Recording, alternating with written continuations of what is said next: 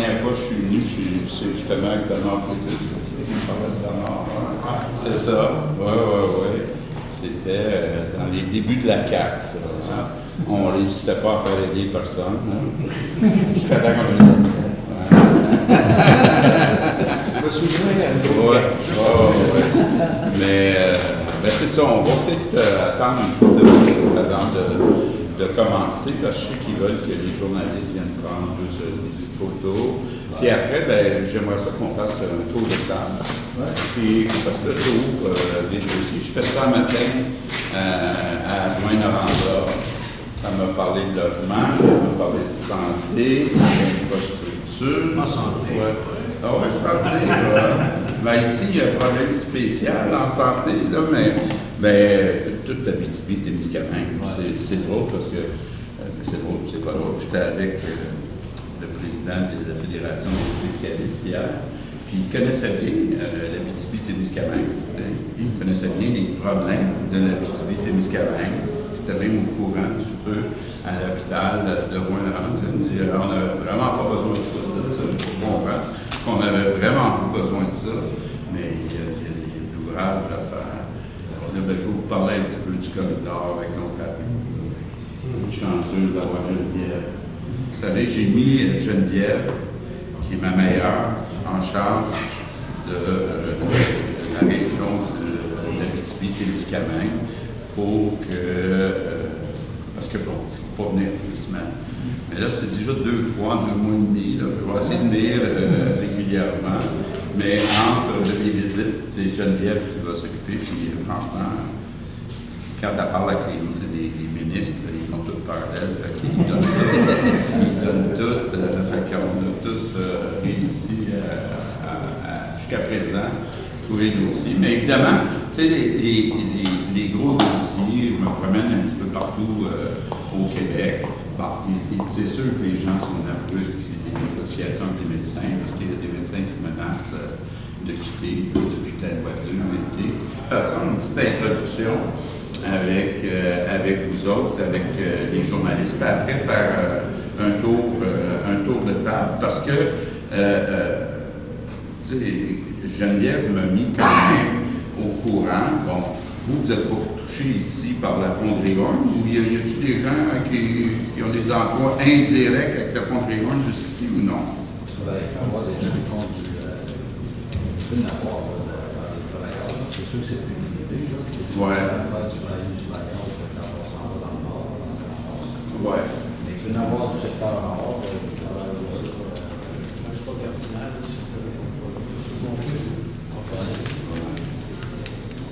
Puis, c'est ça, il y a toute l'habitation, il y a l'immigration aussi.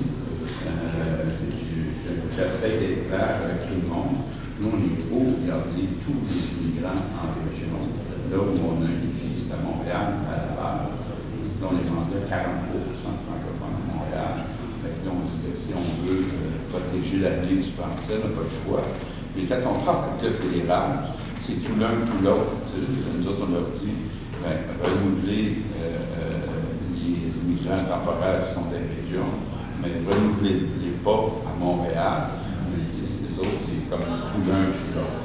Là, on a annoncé un nouveau programme, PSTQ, puis là, que ce soit des étudiants qui étaient dans le PEC ou peu importe, les travailleurs temporaires vont pouvoir appliquer, puis ils vont tout de suite être reçus dans les premiers comme immigrants permanents. Parce qu'il n'y a pas de défi d'intégration aux Français au Témiscamingue. Donc, c'est ça. Ça peut être ça faire les médias. Oui! Allez-y. Allez-y.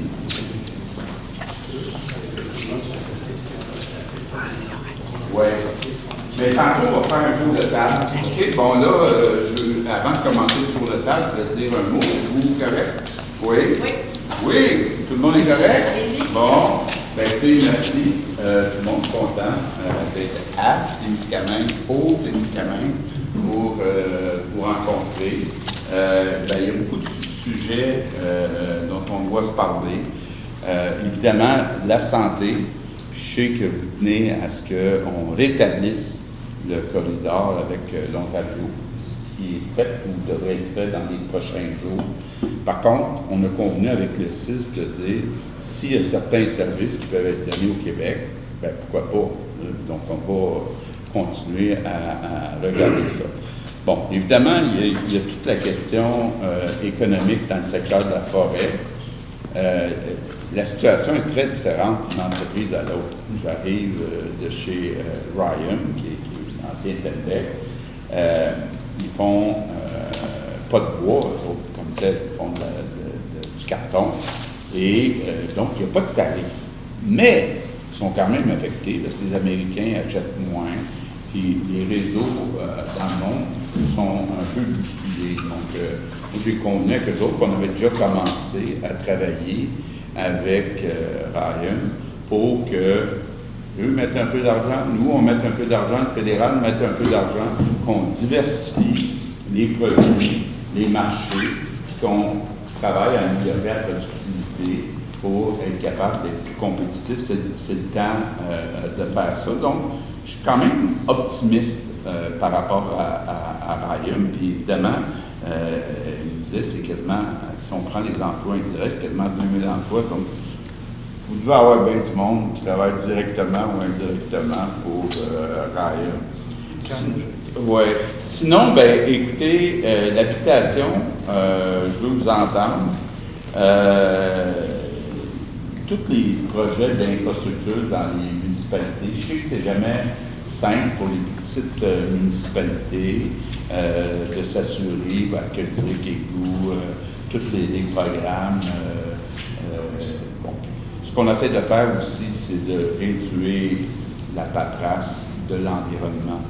Donc, vous avez entendu sûrement hier Bernard Drinville dire, sans réduire les exigences, y a-t-il moyen de réduire les délais que tout le monde ait des réponses, incluant les municipalités, plus rapides pour faire avancer les travaux. Donc, je suis certain que vous allez me parler de ça, mais j'ai hâte de vous écouter. Et puis là, je vais vous écouter sans les journalistes. Avec le cabinet, dans le cadre de nos dossiers de Santé Ontario, puis du dossier Ryan. Fait qu'on s'en attendait, mais terre à terre, bonne écoute, bonne tête, connaît les dossiers, comprend les enjeux, délègue pour des pistes de solutions. Si les ministres ont le pouvoir de recommander des solutions, des programmes. Il y a raison de s'impatienter. Je suis impatient moi-même. Toutes les ressources sont disponibles au CISAP pour implémenter le corridor. Avec l'expérience de gestion que j'ai, et le premier ministre nous confirmant la même chose en réunion, c'est quelque chose qu'on devrait s'attendre qu'il soit fait dans les prochains jours. Passer ça, on va continuer à poser des questions. Faut passer à autre chose. Faut se rendre compte de l'évidence, de la logique. Il faut être empathique là-dedans. Il ne faut pas être figé sur nos positions. Dans les prochains jours, on aimerait recevoir les communications du CISAP. Il y a un plan avec des étapes, des dates, et c'est une question de jour, ça ne peut pas être une question de semaine, ça serait inacceptable. Je sais absolument qu'ils ont été choqués, ils me l'ont dit, je suis en contact avec eux depuis le début et encore. Ils ont été choqués de la façon dont ça s'est fait aussi. Par contre, je ne pense pas que ça va être un frein au retour de l'utilisation du corridor. Certain que le CISAP peut juste remettre les mesures facilitantes en place pour le corridor. Ça va demeurer au Médecins d'Ontario de décider à chacun, décision individuelle, s'ils veulent reprendre leurs patients.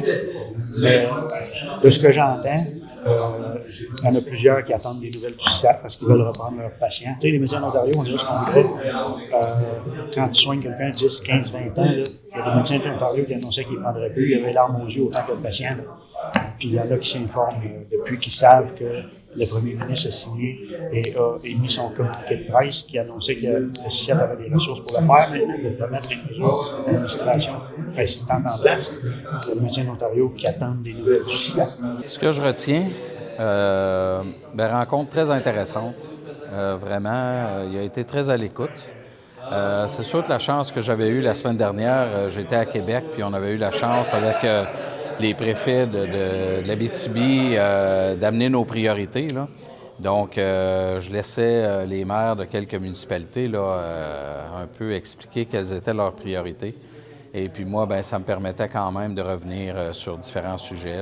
L'immigration qui est tellement importante pour nous, puis que ce soit dans l'industrie, que ce soit dans les garderies. Le premier ministre a pris beaucoup de notes. Son attaché politique aussi. On a parlé de logement. Dans diverses municipalités, mes collègues parlaient de logement. Ça, c'est sûr que c'est très important. La santé, oui, le fameux corridor de service avec l'Ontario. Mais en même temps, la question de l'essence, particulièrement ici à Témiscamingue, là, ils vivent cette difficulté-là quand même avec 2 stations-service qui doivent compétitionner dans le fond parce qu'on est limitrophe à l'Ontario. Même chose à Notre-Dame-du-Nord, dans le fond. Là. Donc, c'est des particularités. Je pense que le premier ministre en entend souvent parler, mais il a vraiment pris le temps de regarder pour le Témiscamingue. Il a bien saisi qu'on est un milieu de vie qui tient à notre territoire.